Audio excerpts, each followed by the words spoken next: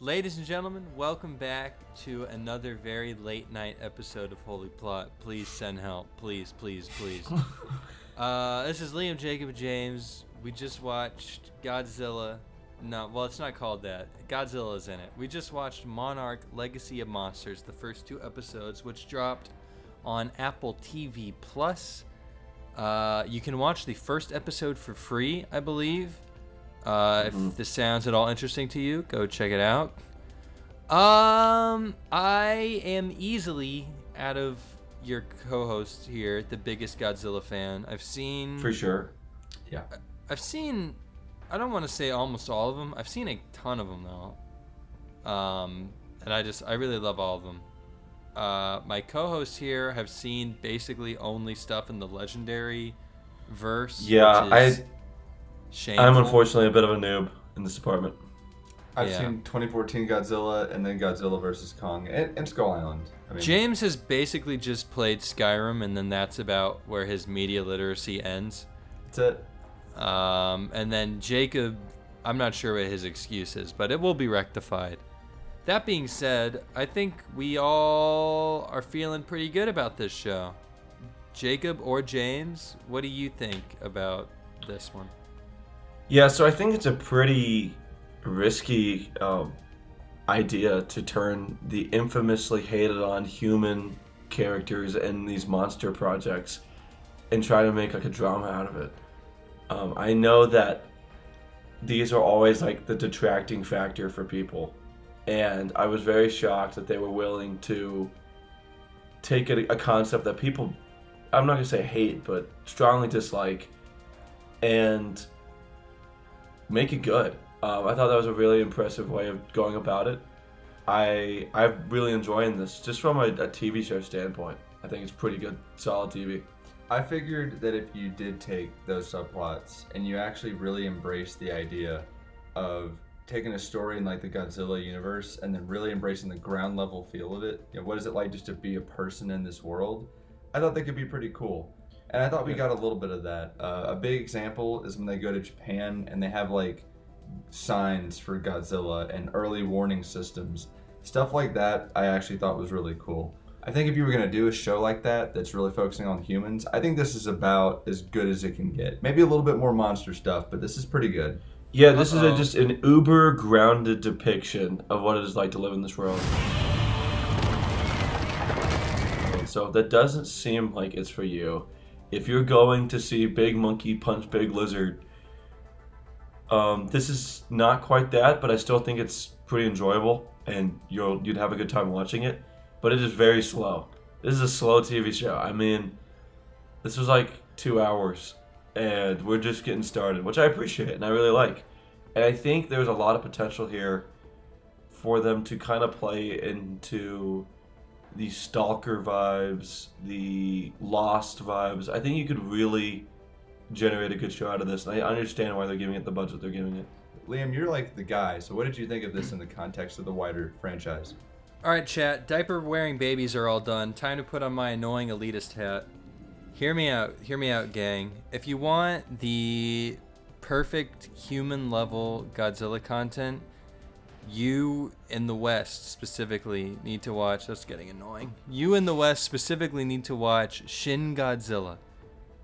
That movie will blow your mind. It is all about the real-world, human-level response to Godzilla. Like, if you want to know what would happen if Godzilla just showed up in our world right now, like if he just showed up off the coast of Tokyo, it's Shin Godzilla. That being said, I am a fan of the Legendary verse. I think that anytime you have America making Godzilla content, it's going to be a certain way. Not necessarily good or bad, but it's just going to be very, very different than Japanese-made Godzilla content. And the reason that is just because Godzilla is just an extremely, extremely personal piece of media for Japan. It's like America and Superman, Yeah. Like the Japanese perspective on it is it's a lot of times what makes it so special. Like the original Godzilla, which is allegorical for Hiroshima and Nagasaki. Shin Godzilla, which is allegorical for the tsunami and the Fukushima disaster, among other things, and the bureaucratic red tape response to it. That, for me, is when Godzilla content is at its highest, when it's sort of commenting on the anxieties of the Japanese people at the time that it's being made. And I think, I hope that the upcoming film, Godzilla -1, which we will cover on this channel, I hope that'll strike a similar vein. Then you have a lot of like the campy, classic B-movie, rubber suit beat-down movies of like Godzilla versus X, Y, and Z.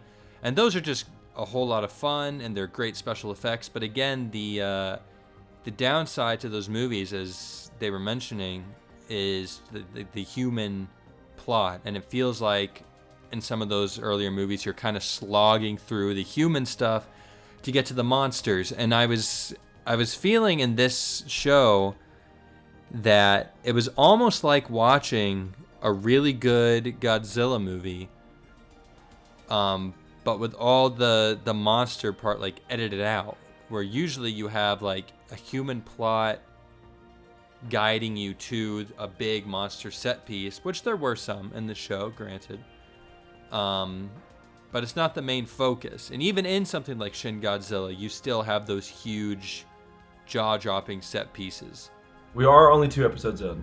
So I was about to say, all that being said, this is a slow burn, and for what it is, which is a story all about the human stuff in the Godzilla universe, it's really, really good. It really is. I enjoyed this a hell of a lot more than I thought I was going to. I have a question. Huh? So you talked about how Godzilla has always been used as social commentary. Well, the best Godzilla stories were social commentary, which I'd probably agree from my limited viewpoint on everything. What do you think this show is commentating on? Because I certainly think it's going to delve into that a little bit. My opinion is that it's trying to show you what it is like to be a citizen who is deeply affected by a governmental situation, a global situation, and basically have no control over it. And I think it's not really focusing on like something like Hiroshima or the tsunami, but it's very much focusing on just a blanket position to be in as a part of a country. But I'm curious what you think about that. Yeah, absolutely. I think it's, from what we've seen so far, which is albeit very limited, it seems the thing that it's reminding me of is almost like a Captain America Winter Soldier kind of thing, where it's like a couple of scrappy heroes against like a shadowy, untrustworthy organization that doesn't necessarily have the best interests of the people in mind. That being said, Monarch as an organization in a lot of the Legendary Verse movies it's never really been explicitly nefarious as far as I could tell. Maybe I need to rewatch them. So I'm interested to see how hard they'll take it there. I'm sure that like the creators of the show have something they're trying to say with it. There's a saying that when you look at media in America versus Japan that deals with like radiation, in American media historically, radiation gives you superpowers and it makes you powerful and it turns you into the Hulk and you get strong and you save the day. In Japanese media, it creates monsters and level cities, and there's something to be said about that, which can be lost in translation, especially with like the Zilla movie in like the 90s is a big offender of that. But to its credit, the MonsterVerse has always carried, in my opinion, the right amount of reverence and respect for the characters. They make Godzilla not explicitly like evil like he's been portrayed in some stuff, and even in some Japanese media, Godzilla is more of like a heroic figure. The Monarch show seems like it's just doing what a good spin-off should do in the Legendary Verse, where it's not trying to reinvent the wheel, I wish there was more big monster stuff. I'm sure there will be more big monster stuff. I feel like I'm probably sitting at a solid 7 out of 10 for these 2 episodes.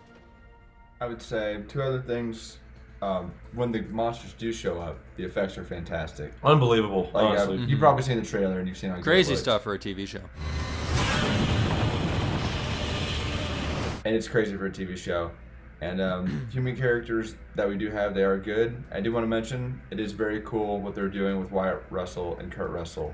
Yeah. Definitely want to see Wyatt Russell and more when we got to see him in the Falcon show. Really glad he's here. And it's crazy. They do honestly mimic each other's mannerisms Dude, very they're well.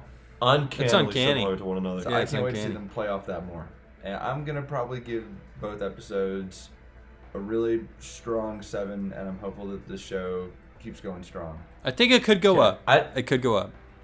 I don't know what happened on Holy Plot, guys, because I am the friend group pessimist, but I, for some reason, like all the stuff we watch the most. I'm going to give this an 8.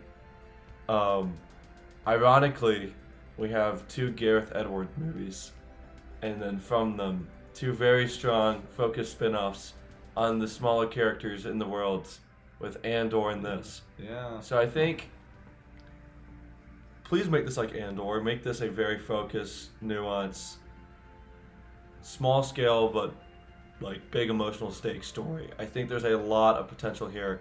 And this is like the stuff that we want. So I'm not going to preach that I want like character focused blockbuster media and then give it a 7. So I'm going to give it an 8, even though I'm outvoted. That's what I got. Hopeful that it'll get to an 8. I really like it. I think I it's really gonna be better think as it goes, for sure. there's room for improvement.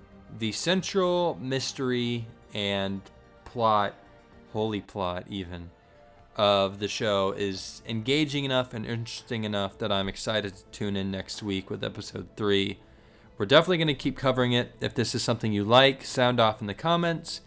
We read every comment. We pop off at every like and subscribe, which is something you should do, or Godzilla will show up and turn you into a pancake by stepping on you and your house and your dog even. Holy Plot. Thanks for watching. Good night.